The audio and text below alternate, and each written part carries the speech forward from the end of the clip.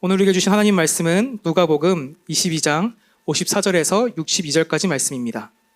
누가복음 22장 54절에서 62절까지 말씀을 제가 먼저 읽고 번갈아가며 읽도록 하겠습니다. 제가 먼저 읽겠습니다. 예수를 잡아 끌고 대제사장의 집으로 들어갈새 베드로가 멀찍이 따라가니라. 뜰 가운데 불을 피우고 함께 앉았는지라.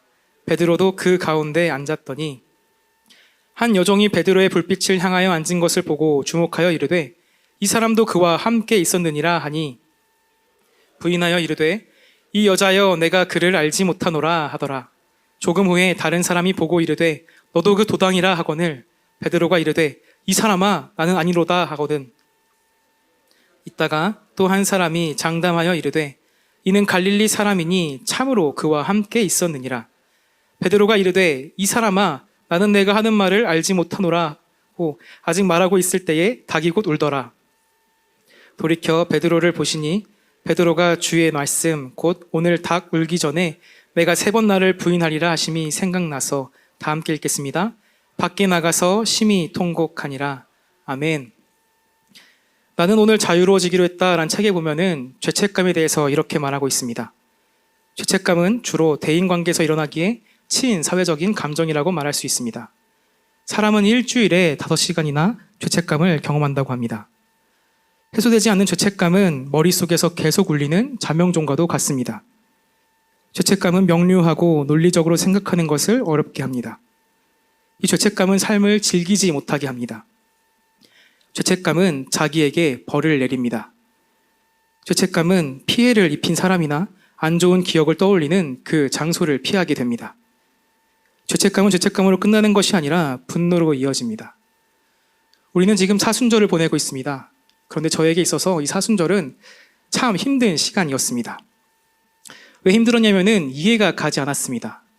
왜 우리는 사순절을 슬퍼해야 하는가? 여기서 중요한 지점은 슬픈가가 아니라 슬퍼해야 하는가입니다. 나는 슬프지 않은데 그러면 잘못한 것만 같습니다. 나는 눈물이 나지 않는데 눈물을 흘려야 될 것만 같습니다. 나는 곡기를 끄는 만큼 간절함이 없는데 간절해야만 할 것 같습니다. 그런데 그렇지 않았습니다. 눈물이 흐르지도 않았고 곡기를 끊을 만큼 간절함도 없었고 그냥 그랬습니다. 왜냐고요? 우리 예수님께서 이미 부활하셨기 때문입니다. 예수님께서 이미 부활하셨는데 나는 왜 계속 십자가를 바라보며 눈물을 흘려 하는가? 우리 주님께서 우리가 주시고자 했던 것은 소망과 희망, 기쁨인데 나는 어째서 지금도 여전히 변함없이 이 십자가를 바라보며 눈물을 흘려야 되는가라는 질문이 있었던 것입니다. 그런데 그 질문에서 그치면 되는데 그 질문이 죄책감으로 변하기 시작했습니다. 눈물이 흘리지 않는 내 모습을 보며 마음 한 곳에 차곡 쌓였고 또 금식하지 않는 내 모습을 보며 마음 편에 죄책감이 쌓였습니다. 여전히 죄 가운데 있는 내 모습의 하나, 절제하지 못한 내 모습의 하나, 그 하나하나 제 마음 가운데에 죄책감이 쌓여갔습니다. 근데 이게 하나하나는 괜찮았는데 계속해서 쌓이다 보니까 이 무게를 더 이상 감당하기가 버거운 순간이 찾아왔습니다. 이 해결되지 않은 죄책감이 계속 쌓여가니까 문제가 생겼습니다. 아까 말씀드린 것처럼 이 죄책감은 삶을 즐기지 못하게 합니다. 즉, 원활한 신앙생활이 되지 않습니다. 마음컨대 공허하고요, 뭔가 텅 비어있는 것만 같습니다. 뭔가를 해도 부족하고 뭔가를 해도 아쉽습니다. 스스로를 자책하게 되고 스스로에 대해서 벌을 주려고 합니다. 무엇보다 이 죄책감을 주는 그 장소나 사람을 피한다고 하는데 제가 이 십자가를 피하는 것을 보게 되었습니다. 그냥 우리 주님 부활하셨구나라고 그냥 십자가를 바라보면 되는데 그렇지 않고 이 십자가를 계속해서 피하는 제 모습을 발견하게 된 것입니다. 우리가 부활의 은혜를 경험하기 위해서는 그 십자가 앞에 자리에 나아가서 거기서 딛고 은혜 자리로 나가야 되는데 그렇지 못하고 그 십자가의 자리를 외면하다 보니 이 부활의 기쁨을 온전히 누릴 수가 없었습니다. 이게 무슨 말이냐 하면은 예수님께서 부활하셨습니다. 알고 있습니다. 그런데요, 그게 저랑 상관이 없습니다. 왜냐하면은 그것이 나와 관계가 없기 때문입니다. 내가 십자가 앞으로 나아갈 수가 없어요. 내 마음껏는 죄책감이 그 십자가 앞으로 나아가는 그 길을 가로막고 있는 것입니다. 계속해서 악순환이 생깁니다. 나는 십자가 앞에 나아가지 못하고 그러다 보면 죄책감이 쌓이고 또 나아가지 못하고 계속해서 악순환이 쌓여만 갔습니다. 그 악순환을 계속 돌고 있는데 이런 질문이 생겼습니다. 이게 맞나? 내가 죄책감에서 이렇게 못 나가는 게 맞나? 도대체 십자가가 뭐길래? 예수님이 부르시는 그 자리가 뭐길래? 나는 계속해서 이렇게 악순환을 돌아야 되지? 이게 그 말하는 신앙생활인가? 예수님이 말씀하신 기쁨인가 소망인가? 이거 아닌데. 근데 이걸 누구에게도 말할 수가 없었습니다. 왜냐하면 엄청 부끄러웠어요.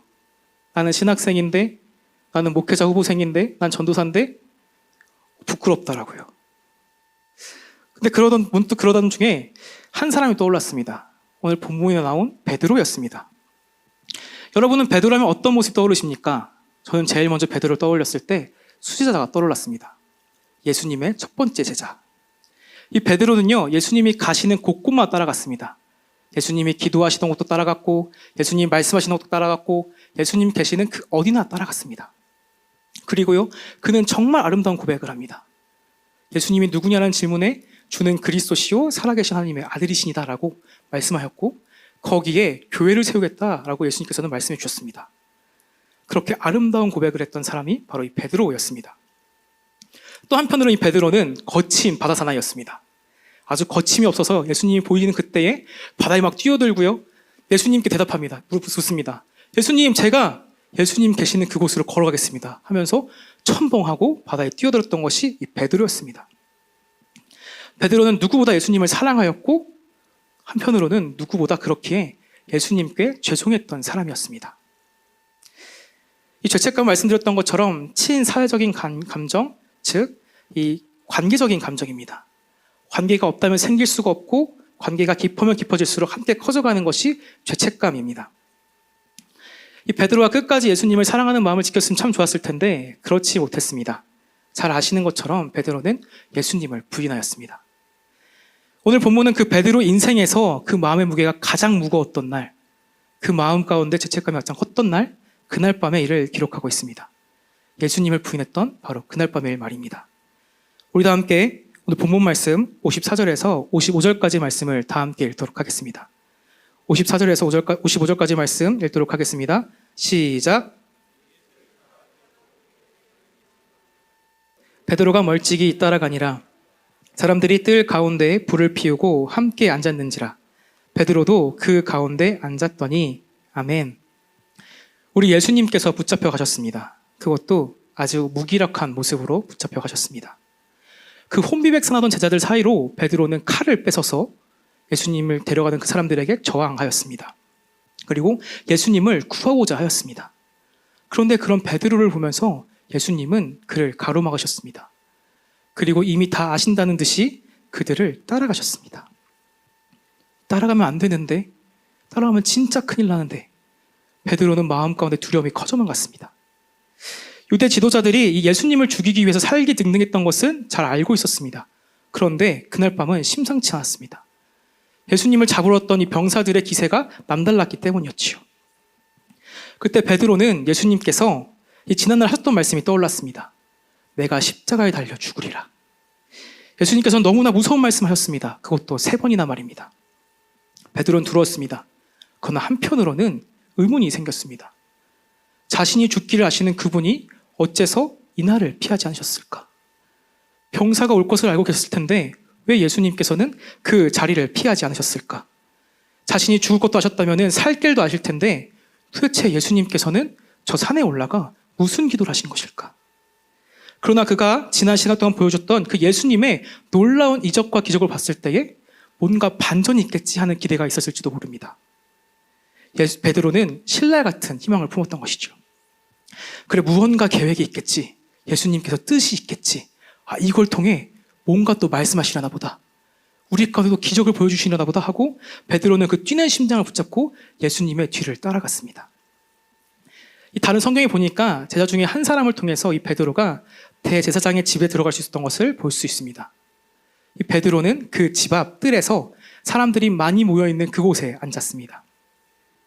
그리고 그리 멀지 않은 곳에 예수님께서는 신문을 당하고 있으셨습니다. 소리가 잘 들리진 않았지만 이 심상치 않았던 것을 직감할 수 있었습니다. 이 사람들의 소리가 들립니다. 베드로는 마음 가운데 이렇게 생각했을 것입니다. 내가 지금이라도 뛰어들어가서 예수님을 변호해야겠다.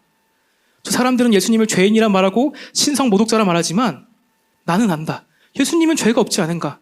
어떻게 이스라엘 왕으로 오신 이가 죄가 있단 말인가? 이 땅을 다스릴 그분이 무슨 죄가 있단 말인가? 베드로는 마음이 쿵쿵쿵 더 빨리 뛰었습니다. 그런데 꼼짝도 할 수 없었습니다. 왜냐하면 그 마음 가운데에 두려움이 있었기 때문이지요. 베드로는 알고 있었습니다.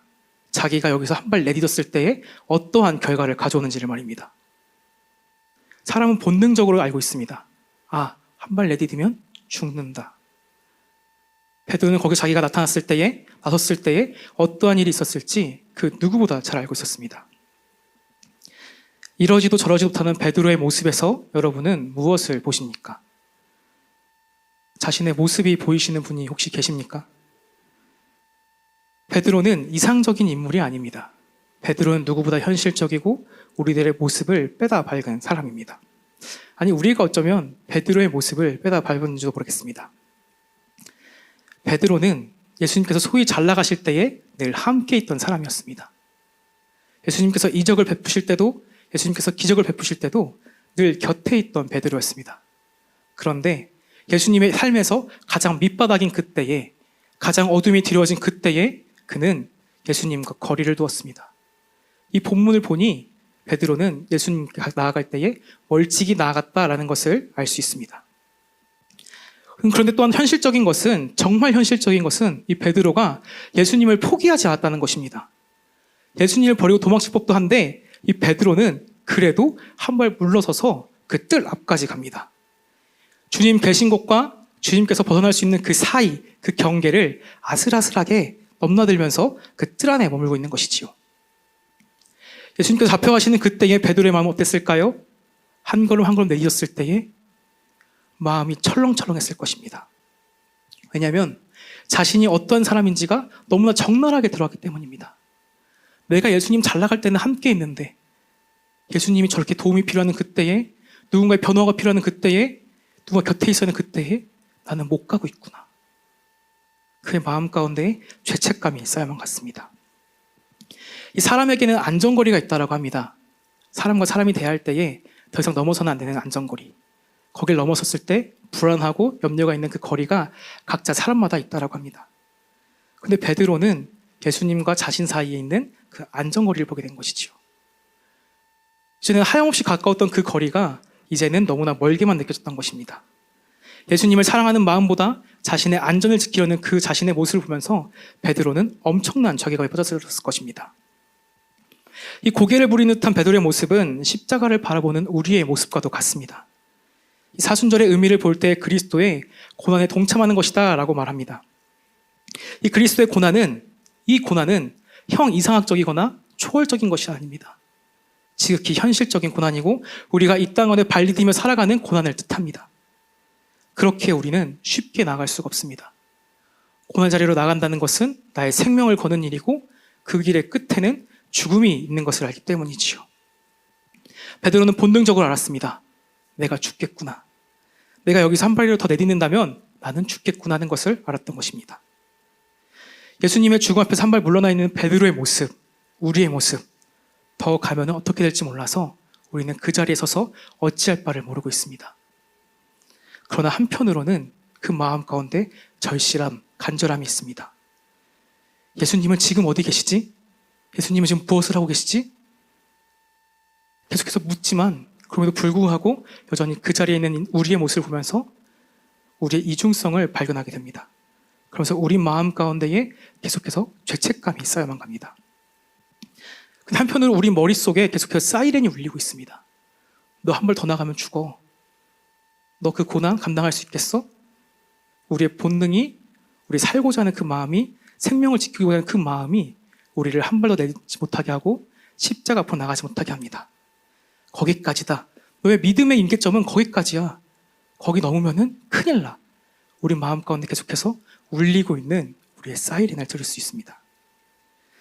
베드로에게는 그러나 그 본능을 넘어서는 마음이 있었습니다. 예수님을 향한 그 마음 말입니다. 마음이 있었는데 그 마음이 자신의 그 죽음을 두려워하는 그 본능을 넘지는 못했습니다. 그렇기에 아슬아슬한 상태에 있던 것이죠. 본능이냐 사랑이냐 그 어느 것도 택하지 못하고 너무나 완벽하게 균형을 이루고 있었기 때문에 베드로는 그 제사장의 뜰 앞에 앉아서 주저할 수밖에 없었습니다. 그렇게 아슬아슬한 균형을 유지하고 있는 그때에 한 여인의 외침이 들립니다. 우리도 함께 56절에서 59절까지의 말씀을 번갈아가며 읽도록 하겠습니다. 제가 먼저 읽겠습니다. 한 여종이 베드로의 불빛을 향하여 앉은 것을 보고 주목하여 이르되 이 사람도 그와 함께 있었느니라 하니 하더라. 조금 후에 다른 사람이 보고 이르되 너도 그 도당이라 하거늘 베드로가 이르되 이 사람아 나는 아니로다 하더라. 다 함께 읽겠습니다. 한 시간쯤 있다가 또 한 사람이 장담하여 이르되 이는 갈릴리 사람이니 참으로 그와 함께 있었느니라. 아멘. 그때 한 여인이 베드로를 보며 소리쳤습니다. 뭐야 당신? 당신도 함께 있었잖아. 같이 있었던 사람 아니야? 어떻게 여기에 들어왔어? 베드로는 당황하여서 자신도 모르게 여인의 말에 부정하였습니다. 나는 그 사람을 알지 못합니다. 난 저 사람이 누군지도 모릅니다 하고 말입니다. 그 두려운 마음이 베드로를 집어삼켰던 것입니다. 아슬아슬한 본능과 그 마음 사랑 사이에서 베드로의 그 저울은 급속도로 기울어졌고 베드로는 계속해서 예수님을 부인하는 그 모습을 우리는 볼 수 있습니다. 이 격렬하게 저항하며 아니라고 말하는 그 베드로를 보면서 여인은 뒤돌아섰습니다. 그런데 그 여인의 뒷모습을 보면서 베드로의 마음은 참 복잡했을 것입니다. 지금이라도 내가 사실대로 말해야 되지 않을까? 내가 제자라고 예수님과 함께 있었던 그 사람이 바로 나였다고 말하지 않았을까? 어떻게 해야 되지? 그런데 내가 말하면 난 어떻게 되는 거지? 텅 비어있던 그 머리가 이 불빛만을 바라보면서 아무것도 생각할 수 없던 그 머리 가운데에 굉장히 많은 생각과 고민과 염려가 차가기 시작했습니다. 그렇게 고민하고 있는 그때에 그의 귀에 비수와 같은 소리가 들렸습니다. 또 다른 사람이 그를 정죄한 것이죠. 아닌데? 당신 내가 진짜 봤는데? 당신 예수와 함께 있던 저 사람과 함께 있던 그 사람 아니야? 순식간에 사람들은 베드로를 쳐다봤습니다. 베드로를 향한 그 시선에서 사람들은 말하였습니다. 사실대로 말해. 당신 그와 함께 있던 사람이잖아. 당신 그의 제자잖아. 그러면 또 한편으로는 이렇게 말하는 것만 같았습니다. 맞지? 너 예수쟁이 맞잖아. 너 예수와 함께 있었잖아. 얼른 말해. 우리가 가만두지 않겠어. 사람들의 눈을 보면서 베드로는 부정할 수밖에 없었습니다. 나는 아닙니다. 나는 아닙니다. 나는 저 사람을 모릅니다. 나는 예수의 제자가 아닙니다. 사람들의 시선에 베드로는 꼼짝도 할 수 없었습니다. 사람들의 눈빛이 거둬졌지만 그를 바라보고 있는 그 시선이 여전히 남아있는 것만 같았지요. 그렇게 1시간이라는 긴 시간이 흘렀습니다. 예수님의 신문은 계속되었습니다. 그런데 반전은 없었습니다. 예수님께서는 어떠한 계획도 어떠한 뜻도 어떠한 기적도 보여주고자 하시는 그 마음이 없었던 것입니다. 베드로는 불빛만을 바라보며 절망 가운데 있었습니다. 어떠한 반전도 없구나. 그런데 그때 가만히 있던 한 사람이 벌떡 일어나 얘기합니다. 당신 진짜 아니야? 당신 말하는 거 보니까, 당신 행색을 보니까, 당신의 모든 것을 보니까 당신 갈릴리 사람이잖아. 갈릴리 사람은 예수님과 함께 있었던 사람 아니야? 당신 예수 제자지? 베드로는 아무 말도 할 수 없었습니다. 너무나 두려움 가운데 있는 그때, 말할 저항도 할 수 없던 그때에 베드로는 온 힘을 다해 외쳤습니다. 나는 아닙니다. 나는 예수의 제자가 아닙니다. 나는 저 사람을 모릅니다. 사람들이 수군대기 시작했습니다. 베드로를 향한 그 의심은 확신으로 변해가고 있었습니다. 베드로는 그 자리에 멀뚱멀뚱 서서 이를 앙다물고 있을 수밖에 없었습니다. 아슬아슬하게 균형을 잡고 있던 그 베드로의 마음 가운데에 추가 하나 올려졌던 것입니다. 한 사람 당신 그의 제자지라고 물을 때마다 그 마음 가운데 추는 계속해서 죽음을 향한 두려움으로 향할 수밖에 없었습니다. 그래서 베드로는 예수님을 부인하였습니다. 온 힘을 다해 말입니다. 우리가 균형을 유지하며 살아갈 때에 스스로 괜찮아. 난 그럴 수 있어. 라고 말하며 살아갑니다. 예수님을 향한 그 마음과 살고자 하는 그 마음, 내 자리를 지키고 싶은 그 마음, 세상 나가면 변할 것 같은 그 두려움 때문에 우리는 우리의 모습을 아슬아슬하게 균형을 이루며 살아가고자 합니다. 그런데 우리를 바라보며 사람들이 묻습니다. 당신 뭐야? 제자 아니야? 당신도 그와 함께 있던 도당 아니냐 하고 말입니다. 우리는 우리를 보면서 똑같다라고 말합니다. 세상 사람과 내가 뭐가 다르냐? 먹고 자라는 거 똑같고 다 똑같은데 뭐가 다르지? 묻게 됩니다. 그런데 세상 사람들은 우리를 보며 말합니다. 다 알고 있어 하고 말입니다. 당신도 그와 함께 있지 않았는가? 당신도 그의 제자가 아닌가? 당신도 그와 동행한 사람이 아닌가? 같은 질문을 한 번 물으면 괜찮습니다. 그런데 3번 물으면 맞는 것도 틀리게만 느껴집니다. 그 가운데 균열이 생기고 사람들이 베드로를 향한 그 날카로운 시선이 그의 몸을 훑는 것만 같았습니다. 베드로는 예수님을 부인했습니다. 나는 그를 모른다. 내가 도대체 그와 무슨 상관이 있다는 것이냐? 베드로는 내가 맞다. 내가 예수의 제자다. 그와 함께 먹고 마셨던 사람이다 라고 말하지 못하였습니다. 베드로는 자신에게서 예수의 흔적을 지우기 위해서, 갈릴리 사람이라는 그것을 들키지 않기 위해서, 예수님에 대해 어떤 것도 남기지 않기 위해서 온 힘으로 예수님을 부정하고 부인하였습니다. 나는 저 사람을 모른다니까? 예수님을 가리키며 부정하는 그때에 닭이 우는 소리가 들렸습니다. 우리도 함께 본문 말씀 61절에서 62절까지 말씀을 읽도록 하겠습니다. 61절에서 61절까지 말씀 읽도록 하겠습니다. 시작. 주께서 돌이켜 베드로를 보시니 베드로가 주의 말씀 곧 오늘 닭 울기 전에 내가 3번 나를 부인하리라 하신 말씀이 생각나서 밖에 나가서 심히 통곡하니라. 갑작스런 닭 우는 소리에 깜짝 놀라서 베드로는 자신도 모르게 예수님을 향해 고개를 돌려보고 말았습니다. 그리고 짧은 순간 베드로는 예수님과 눈이 마주쳤습니다. 예수님께서는 자신을 바라보고 있었던 것이지요. 불과 오늘 아침의 일이었습니다. 평소와 다를 바 없는 아침이었지요. 제자들 가운데 다툼이 일어났습니다. 그 싸움 또한 늘상 있는 일이었습니다. 네가 잘났네, 내가 잘났네, 내가 높은 자리에 앉겠네, 네가 높은 자리에 앉겠네 하면서 서로를 깎아내리며 자신을 높이는 그러한 싸움이었던 것이죠. 그런 제자들을 보면서 예수님께서 말씀하셨습니다. 나는 너희들 가운데 섬기러 왔다. 내가 이 땅에 온 이유는 내가 너희를 섬기기 위해 왔다. 가끔 예수님께서는 알 수 없는 말을 하십니다. 나는 섬기는 자로 너희에게 있다고? 어떻게 예수님께서 우리를 섬기실 수 있지? 우리가 우리를 섬긴다면 모를까? 어떻게 스승이 제자를 섬길 수 있단 말인가? 예수님도 참 사이좋게 지내라는 그 말을 어렵게도 하신다.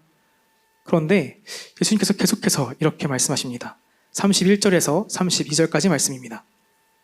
시몬아 시몬아 보라, 사탄이 너를 밀 까부르는 듯 하려고 요구하였으나 그러나 내가 너를 위하여 내 믿음이 떨어지지 않기를 기도하였노니 너는 돌이킨 후에 내 형제를 굳게 하라.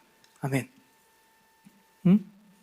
처음에 베드로는 예수님께서 어떠한 말씀하셨는지 몰랐습니다. 하지만 이내 알았습니다. 돌이킨 후에, 내가 돌이킨 후에 자신이 예수님을 배신이라도 한단 말인가? 예수님을 외면이라도 한단 말인가? 이 베드로는 그냥 있을 수 없었습니다. 그래서 예수님께 묻습니다. 예수님, 무슨 말씀을 그렇게 하십니까? 예수님께서 옥에 계실 때도요, 예수님께서 그 죽음권에 있는 그때도요, 제가 따라가겠습니다. 그런데 예수님께서는 아주 슬픈 눈으로 베드로를 바라보시며 말씀하셨습니다. 베드로야, 오늘 닭 울기 전에 내가 나를 3번 부인하리라. 말씀하셔도 되는 말씀하셔야지 내가 예수님을 부인한다니, 그것도 오늘 밤 말입니까? 내가 어떻게 예수님을 배신해? 내가 어떻게 예수님을 배신해? 내가 어떻게 예수님을 배신해? 그런데 예수님께서는 지금 자신의 모습을 보고 있었습니다. 예수님을 배신하는 그 모습, 이러지도 저러지 못하는 자신의 모습을 예수님께서는 보고 계셨던 것이지요. 살아남기 위해서 예수님을 모른다고 말했던 자신을 보고 있으셨던 것입니다. 그런데 왜 예수님께서 말씀하시지 않으셨을까? 그러지 말라고, 자신을 배신하지 말라고, 다른 제자들은 다 나를 배신해도 너만큼은 그러지 말라고 말씀하지 않으셨을까? 예수님의 눈에서 베드로는 보았습니다. 베드로를 향한 원망, 아꼈던 제자를 향한 배신감? 아니었습니다. 예수님의 눈은 말하고 있었습니다.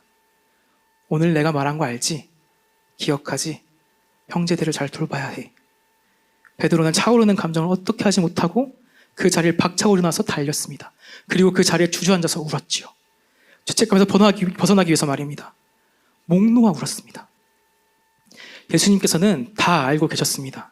베드로가 부인할 것도 알고 계셨고 베드로가 외면할 것도 알고 계셨습니다. 우리가 살아가면서 부인할 것도 알고 계셨고요. 우리가 살아가면서 외면할 것도 알고 계셨습니다. 그런데 그 베드로를 향했던 그 눈이요, 지금 오늘 우리를 향하고 있습니다.